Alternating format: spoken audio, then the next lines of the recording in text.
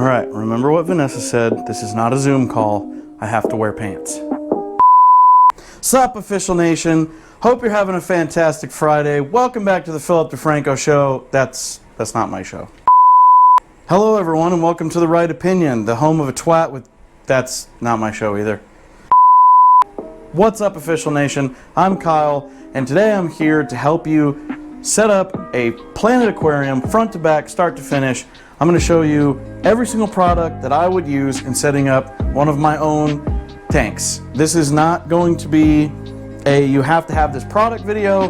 These are just the products that I know work to have a successful Planet Aquarium. I know there's more than one way to skin a cat, but these are what I use in my setups. Even my 20-gallon tanks have this light, this substrate, all of these products. So yes, you can use other products. There are others out there that work, but this is what I use and what I know works. So I'm not going to try and tell you to use something that I haven't personally used. Also, before I get too deep into this video, if you could like, comment, subscribe, share, any of that good stuff, would really help out the video. And on top of that, I will put a link in the description to our Facebook Live group. You can go over there and join every Tuesday at 6:30, which we're getting ready to do here in about an hour. We're going to be showing off some coral stuff that we have cheaper online that's in the store, doing some giveaways, some wheel spins, all kinds of stuff like that. So if you want to go check that out, that would be really great. For a Planet Aquarium, the best thing is if you get something that already is nutrient rich and you know that it's nutrient rich. So I've got a bucket of Floral Depot here. It's Sarah's planted substrate. There are tons of planted substrates out there. This is just one that I use in a 20-gallon tank that I have set up that's a successful planted aquarium. Another one that I use a lot is Eco Complete, the red or the black. That's a really good substrate also. I've had plenty of success with that, and I'll share a lot of pictures that show my personal tanks, and you can see that I use all this stuff. Maybe I don't use all of this stuff in every single aquarium. I would say most of it. But some things are a little more high-tech, like I have better CO2 than we're going to use in this in some of them, but I do use this CO2 in some of them. So that just gives you kind of an idea of, yes, there's a lot of different products out there. Just as long as you have the right thing in mind, hey, I want to find one that's a planted substrate, it's nutrient rich, it's not going to create ammonia, and you're putting the proper amount in, taking care of your aquarium the right way, then you're probably going to be fine. So this stuff, put it up here, hopefully you can see it, but this stuff is Sarah's Floral Depot. It's kind of like a light colored sand, and it has a bunch of these little nutrient pellets in the substrate. So I take it that they've basically dug this out of a floral rich environment out in the water. I'll link some information to it in the description down below, but I do run this in one tank, and then I use some Crystal River over the top of it. So I use this as a base, I use Crystal River over top of it, kind of to hold it down. They both pretty much look the same, but when this stuff is brand new, now this is stuff I've used in an aquarium before, so it's not going to be nearly as bad, but when it's brand new, it has a very like dirty quality to it. It has like little sticks and twigs and stuff floating around. It's very dirty and messy, and it takes a while for the water to clear up. So if you put a capper over top of it, of really whatever your preference is, I would say as long as it doesn't look too goofy, then you're going to be fine. But we're going to go ahead and pour this in here.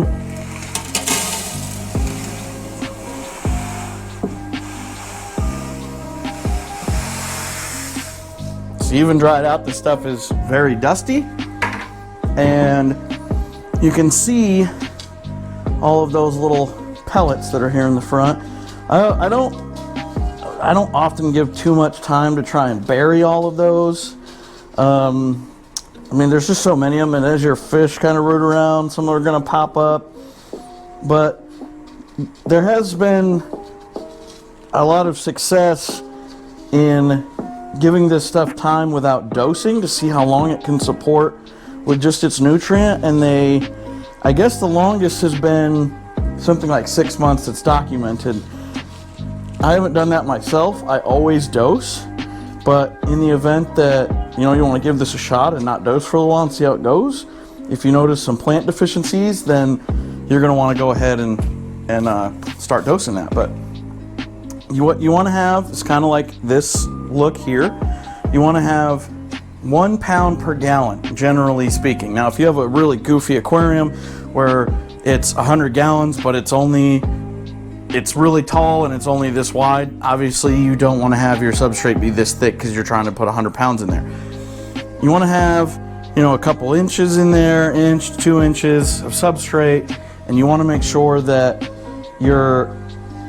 it's pretty evenly covered everywhere. Now, I'm not going to get into scaping because that's a whole nother mess, and I'm not a professional scaper or anything.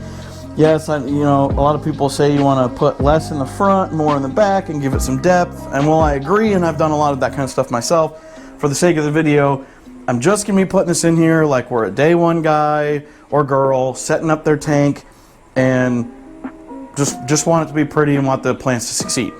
So, okay, now that we have our substrate in, we're going to go ahead and put some rock and some wood in there. So you're going to run into some things where your driftwood may not sink immediately. It may want to try to float. So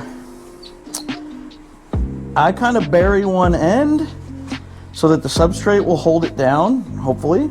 Something like this. And then you can use your rocks to hold it down if you need to. So maybe that one's a little too big. Put this over here like this.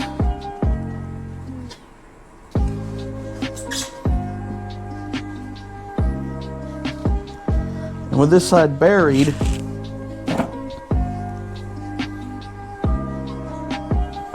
I can put some pieces on top of it.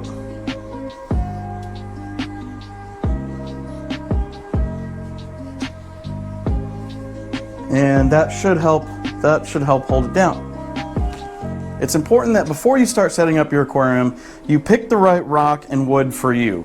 Maybe drop a sketch of what you want your aquarium to look like, or go in to a store and pick up lots of rock and wood and decide what you prefer, because tearing down one of these aquariums and rescaping it, some people get a kick out of that, but for a lot of people that is a major headache, and they just stay with something they don't really like just because they set it up and it's been time consuming, and now it's going to be a mess to tear it all out. So before you plant your plants, pick your wood and your rock. Make sure that those are what you want. Go online, look at pictures of other setups, get an idea in your head of what you want before you get to this stage and, oh, I don't know what I want it to look like, and it becomes a major point of anxiety or something like that. So now that we've come this far, we're gonna go ahead and start putting in our filter, and our CO2 system, whatever that may be, and our heater. And then once we get to that point, we'll plant our plants and we'll move on to that. So our filter is gonna be an aqua clear. And it's just a little small filter. It's pretty much the best hang in the back that you can get, because you can do so much with the filtration. You don't have to just buy cartridges and whatever to fit in the back end there. You actually have a filter basket that has a sponge, and it has a bag, and you can put media in there. Now, I don't prefer to use a hang in the back filter as my only filter. I like to use it as a booster, couple it with some other things, like a bubble filter maybe on one side, a sponge filter basically, or a canister filter. This would be back up to a canister filter. Now, since this is a 10-gallon, it's not necessary to have a canister filter per se, but I could put a bubble filter over here on this side. That would cause more aeration and get things moving kind of in a circular motion around the tank, which is always better. So you never want to plug in your hang in the back filter until it has water in it and you're ready for everything to start moving. If you plug it in ahead of time and it's not primed, you could damage your pump, and then your filter is going to last not nearly as long as it should, or you need it to. Now, our heater is an OASA heater, and really so far they've been pretty good heaters. We haven't had an instance where they've like broken and stayed on. I'm sure somebody out there has. I'm not saying it's the end all be all of heaters, I'm saying that in my experience, this so far has been a heater that has not failed and caused fish death, which that's a pretty big deal. The other heaters that we like to use are Eheim heaters.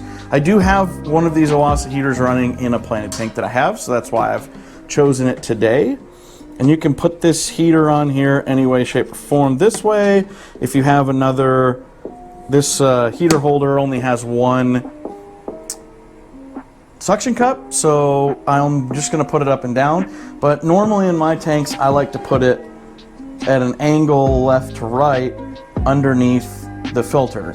And what most people don't know is that you need to keep your heater at an angle, because when the heat rises, your thermometer is up at the top. So if it's straight up and down, all of your heat goes straight into the thermometer. You don't get a good even heat distribution throughout the tank. So we're going to go ahead and put that kind of angularly inside the tank using the cord to keep somewhat of an angle on that filter. But normally, like I said, you would have a suction cup on the bottom that would also allow you to spread that out more. And at this point, I'm going to go ahead and put the light on. I should have done that first so that I could have eliminated some glare and you could see inside the tank better. I realized that was a mistake, and I'm going to go ahead and put it on now.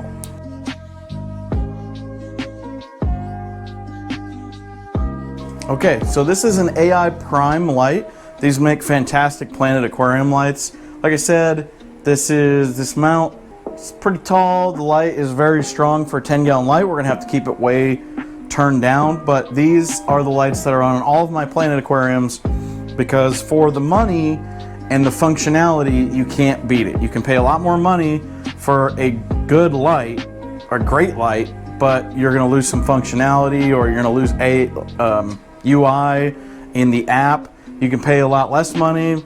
Once again, you're going to lose functionality, and for for not as good of a light ultimately. But this is right in between where you want to be price-wise and functionality-wise. It meets the perfect medium between the two. So if you're looking for a good planted light and you want to start out in the right place, this is the light to go with. So let's go ahead and get that light turned on.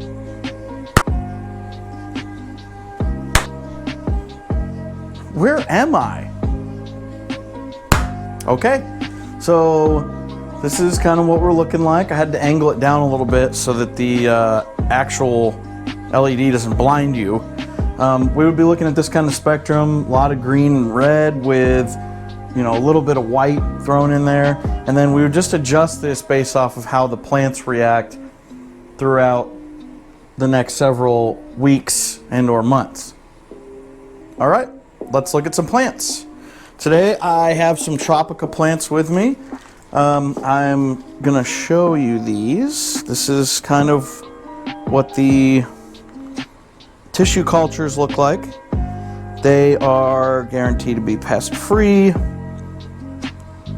as are all of the tropical plants. We have them in the store like this. They're very nice plants. All of our plants are $10.99. Most of these online are much higher than that. Now, what I prefer to use, because those you have to cut into many pieces and plant, and they're tiny, and it takes them a long time to grow. I'm much more impatient. So I prefer to use potted plants. So I have a couple of Anubias, Microsorum, things like that. But this is what you are looking like. Let me get a bucket under here. These are what the potted plants look like. So this is an Anubias. And this is what all of the potted plants show up looking like in the store. So what we're going to do is carefully take this out of the pot. I'm going to save these tags because they have good information on them, especially if this is your first tank and you haven't done this before. It is important to take this stuff off of here. carefully. You don't want to damage your root structure.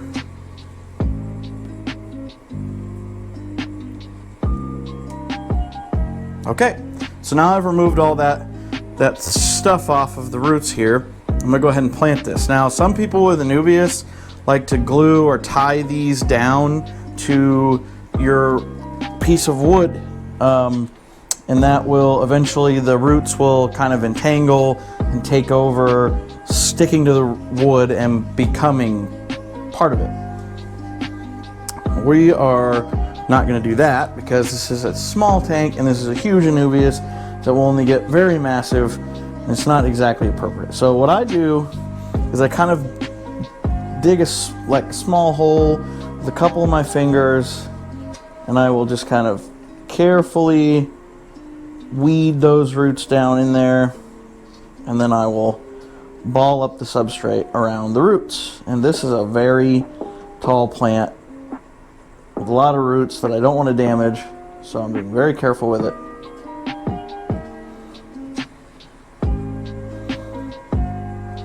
You want to position the plant to where you can see it, obviously, but so I kind of pack my substrate around it, give it some good room, and then there we go. This is another nice one.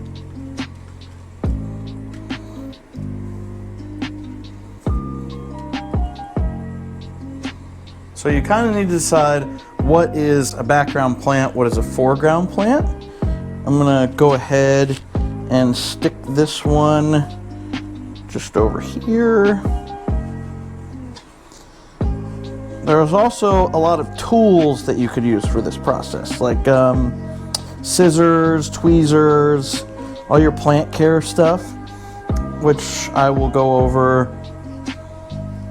probably at the end. I'll put a link to a bunch of that stuff down in this video. It's pretty self-explanatory. If you have small plants like those tissue cultures, you're gonna cut up the tissue cultures and use the tweezers to sink them into the sand. Let go of the tweezers, pull them out, and then that leaves your plant in the sand.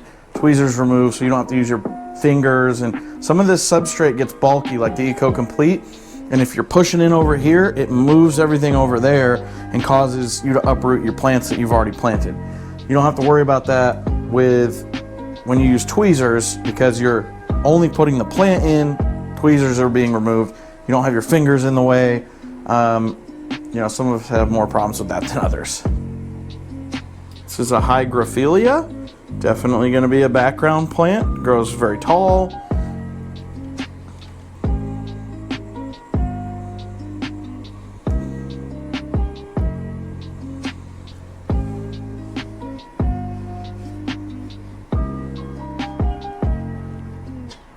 And here is another type of Anubias.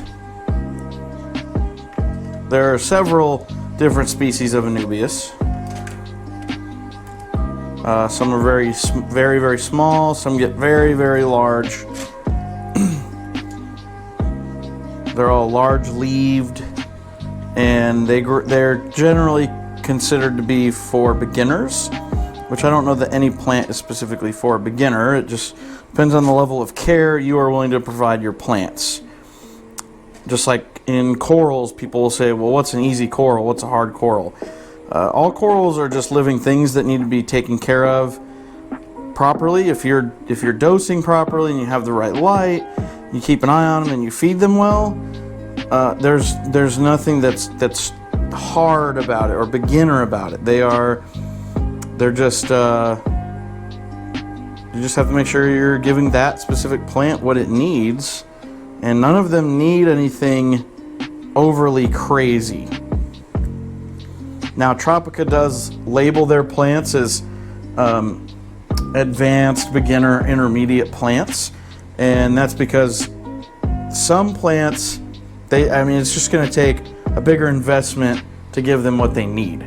So if you're just trying to run a Philips light bulb and a bubble filter, then probably the case is going to be that some of those advanced plants you're not going to be able to make work. But on the other hand, if you're going to run all of the best equipment that you can find, then those plants are going to be just easy for you. They're not. It's not going to be that difficult. So it all depends on what your investment level is what you're willing to invest, and also time, not just money. How much time are you willing to spend on keeping track of your plants, dosing your plants, making sure that your water parameters are all correct? Are you just wanting to set it, leave it be, and move on?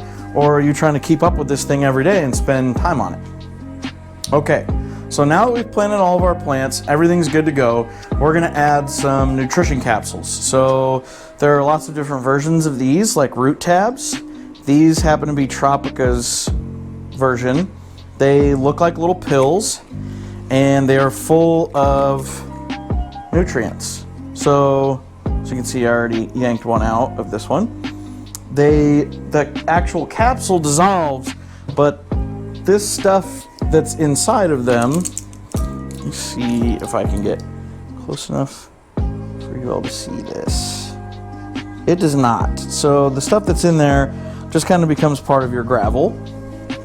And I'm going to put one of these at the base of each of these plants. So if you were running root tabs, or if you know you're gonna pack this thing out with plants, more plants than these little 4 that I put in here, then you're gonna put one like every 6 inches, or create a grid with them ostensibly.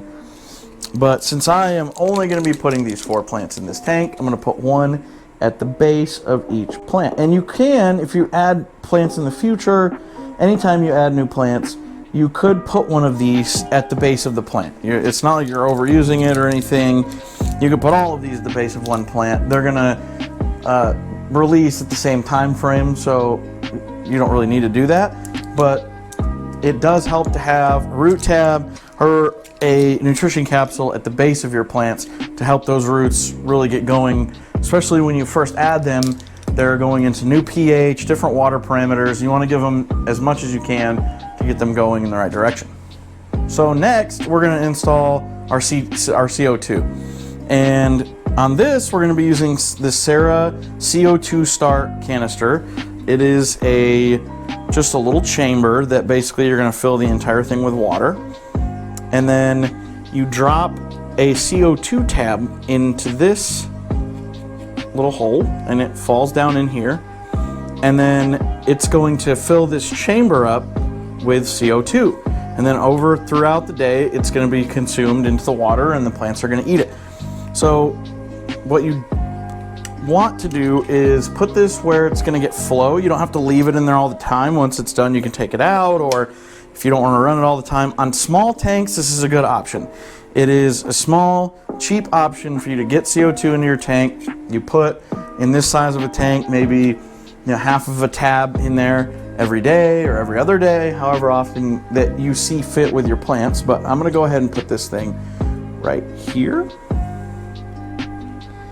And then that is gonna be a cheap, easy alternative for adding CO2 to your very small and cheap system. Now, of course, you can run an actual like 5-pound CO2 bottle. You can run Eheim, or Seche has a actual reactor that has like a carbon block, and it creates CO2 throughout the day. But the bottom line is your plants are only consuming CO2 during while the light is on. So whether you're running a bottle or you're doing this, you don't need to be putting it in really at nighttime. Now there's some people that'll say they run it constantly, but even in my large aquarium, I see pretty good fluctuations in pH, and you want more of a consistency to it. So pH does drop at night, all as it is, and then you are adding CO2 at night, so you're getting increased CO2 droppage. So what I try to do is run my CO2 during the day, and on this you don't have a way to keep track of it other than this is not gonna over CO2 your tank unless your pH is already extremely low out of your tap. But on the heavier systems, you want to make sure that your CO2 is not bringing your pH down at such a level that it's going to kill your fish or shrimp or whatever you may be running in there. So you know, you can run a meter that keeps track of your pH and it controls your CO2 bottle so it shuts it off, or you can manually turn it on when the light is on, turn it off, and just keep track of it with dip tests or drop tests or whatever the case is. At any rate, if you run your CO2 during the day when your light is on and you turn it off when the light is off, your pH will stay much more steady throughout the 24-hour period. And I haven't noticed that there's any difference in the plants when I've tried running it 24/7 and I've only run it during when the light is on. Now you can boost your CO2, so start it an hour before your light comes on and turn it off an hour before your light goes off. So it's consuming what's in the tank up until the light turns off, and then it immediately starts consuming that CO2. The CO2 is in the system prior to your light coming on. So now I am ready to add water. And this is just something that I personally do. I know that it's not for everyone. So I use a colander because I like to slowly dribble the water in there like a rainforest. However, a lot of people like to use a plate or a bowl, or they just pour it onto their wood or their rocks, but I pour it through a colander. So that's just my own personal deal, and that's what we'll be doing today.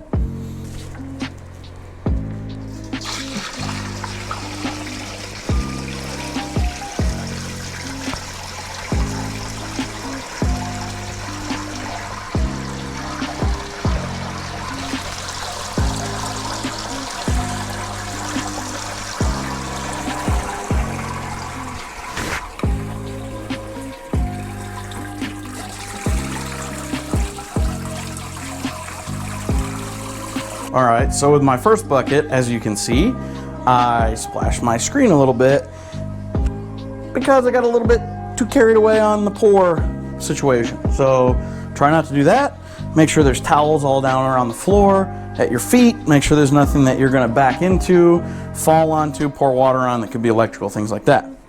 Already you can see there is, I don't know if you can see it, but there is kind of some stuff floating around in here, kind of a little bit of messiness going on, but it's still see-through. So that works very well for me. It doesn't make such a mess in the water that I'm sitting there for hours waiting for it to get to clear up and I can look at it and be proud of it.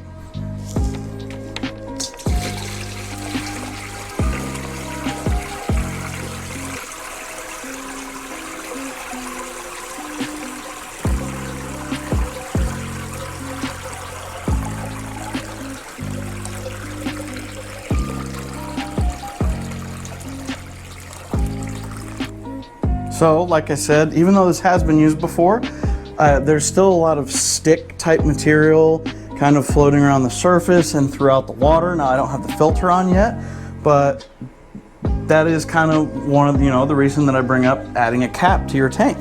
And sometimes your wood can add tannins and make your water kind of brown. If you run carbon, you won't have so much of a problem with that. This wood is extremely old and dried out, but as you can see, it has started to float. So just as I said, see, it's floating. So even burying it and putting a rock on one end didn't much help because this wood is so dry and it just really wants to float. So what we're gonna do is move our rocks we'll bring them back to this point later on.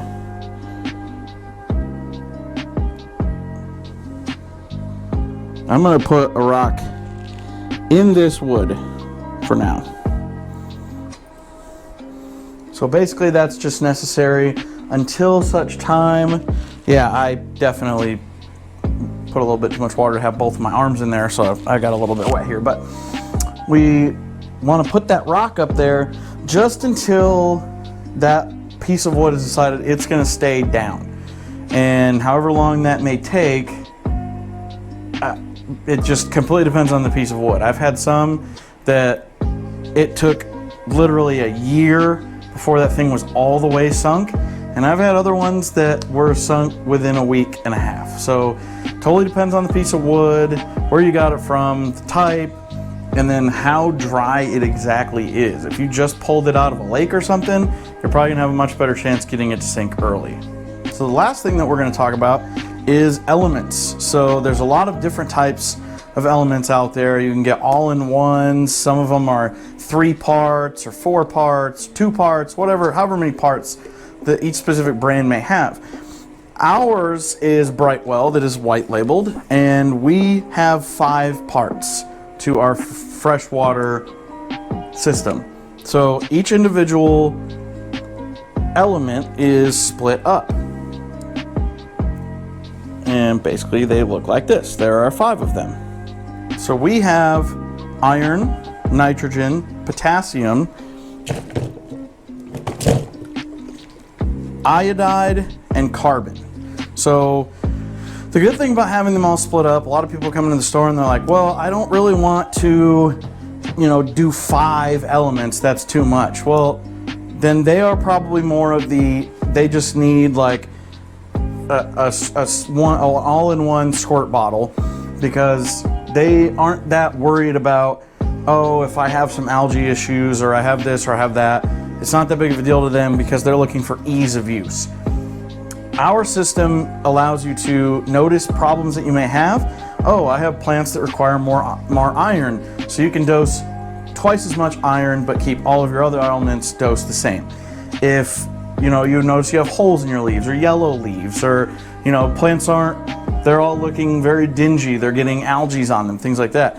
You can increase or decrease the amount of one element over the others. You don't have to just dose, well, I need to get more iron, so I'm going to dose 48 more pumps of this. So if that's your thing, then great, you can figure out how to make it work by the plants that will work with that type of system. But if you're trying to run several different, say you have a 140-gallon tank and you're trying to run 8, 15, 20 different species of plants, then you're gonna take a little more of the approach of, I need multiple bottles of separate elements, not to have them all poured together. So with our element system, the way that it works is, say I have iron, right on the bottle it says 1 capful or 5 milliliters per 50 gallons. So this is 10 gallons, so I would normally use a syringe, but if you say, hey look, I'm just gonna pour, roughly 1/5 of this cap full, then that's fine. That right there should be roughly what I need for this aquarium. So each one of the bottles all says, so this is potassium, all the same thing, 1 capful for every 50 gallons, and you just give it a little, pour it in the flow. So that's all it takes. If you're gonna feed, a lot of us will put a calendar on the wall or put alarms in our phones or whatever the case may be, that Monday, Wednesday, and Friday I need to add these elements whenever I feed. And since you're already up here feeding, it shouldn't be that big of a deal to just go ahead and pour some elements in at the same time. I mean, we all have aquariums usually because they make us feel good to set them up. We feel proud of our setup.